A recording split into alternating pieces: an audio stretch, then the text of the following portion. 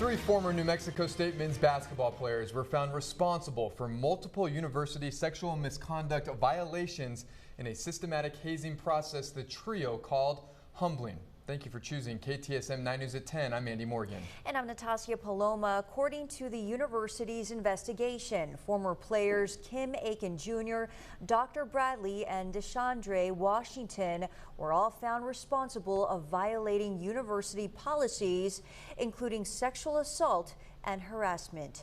KTSM 9 Sports Director Colin Deaver has been following this story since reports of hazing and sexual harassment within the NMSU basketball program first emerged. That was back in February.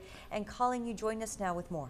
Yeah, documents show that the humbling, as it was termed by the players, was usually initiated by DeShandre Washington. He was described as the, quote, ringleader of the alleged abuse in the report. Now, since the trio are no longer enrolled at New Mexico State, the university cannot issue discipline in the matter, but it does provide a sense of justice for the victims.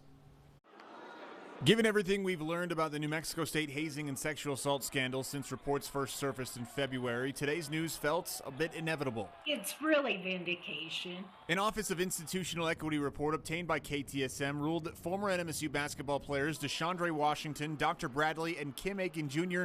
violated 3 NMSU Title IX sexual harassment and sexual assault policies. The findings stem from 2 separate OIE reports filed last winter alleging sexual assault and hazing against the 3 former players. According to the documents, a 4th former NMSU player was accused of the same 4 violations as Aiken, Bradley, and Washington, but was not found responsible of any of the violations. Therefore, KTSM is not identifying him. The first report pertains to a student associated with the men's basketball team, but the second report is tied to an $8 million sexual assault lawsuit that NMSU paid out to former players Deuce Benjamin and Shakir Odunewu, as well as Deuce's father, William. The report resulted in NMSU's 2022-23 season getting canceled and former head coach Greg Heyer fired.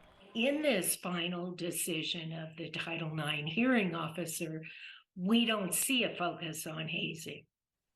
We see a focus on much more serious claims. The findings support the allegations in the lawsuit. Documents show that humbling, as it was called, typically meant forcing individuals to expose their private parts and perform tasks like jumping jacks and squats in view of other people. It would also include at times the fondling of genitalia. The report states that Washington was the ringleader of the 3 players. OIE also ruled that the abuse was serious enough that it would warrant expulsion from NMSU if the 3 players were still enrolled at the university. OIE wrote in its report, quote, Washington, Aiken, and Bradley should not be eligible to re-enroll or rejoin the NMSU community in any capacity. NMSU should ensure complete and permanent separation as their conduct would warrant expulsion if they were still subject to NMSU jurisdiction, end quote. Washington and Aiken are not playing college basketball this year and may be pursuing professional opportunities. However, Bradley is currently listed on the roster of Nicholls State, a Division I school in the Southland Conference, despite the lawsuit and Title IX findings. Multiple attempts by KTSM to contact Nicholls State as well as the 3 players were unsuccessful. Why do we do these Title IX proceedings? Do we do them simply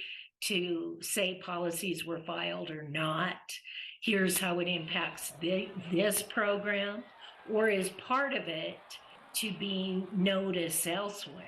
I mean, certainly don't we want it to be preventative and have an impact on collegiate athletics as a whole? Neither Heyer nor any of his former assistants are named, but the OIE report indicates that there was, quote, confusion at the lack of coach intervention by complainants and witnesses, and that the incident stopped in early 2023 after a team meeting was held to tell players that, quote, horseplay could be considered hazing. That contradicts Heyer's claims in arbitration documents that no one at NMSU informed him of the accusations until February 9th. Odunewu also said in the lawsuit that he informed the coaching staff on multiple occasions. NMSU issued KTSM a statement that read in part, quote, NMSU has begun to put safeguards in place to ensure this never happens again, end quote. The program's new era under first-year head coach Jason Hooten begins on Monday at Kentucky. Well, NMSU doesn't have jurisdiction. The New Mexico Attorney General's office told KTSM today that it is still investigating the case for potential criminal charges. The OIE report also indicates the possibility of other victims, though they were not able to corroborate those claims in their report. That's something to consider, though, if the AG does move forward with criminal charges.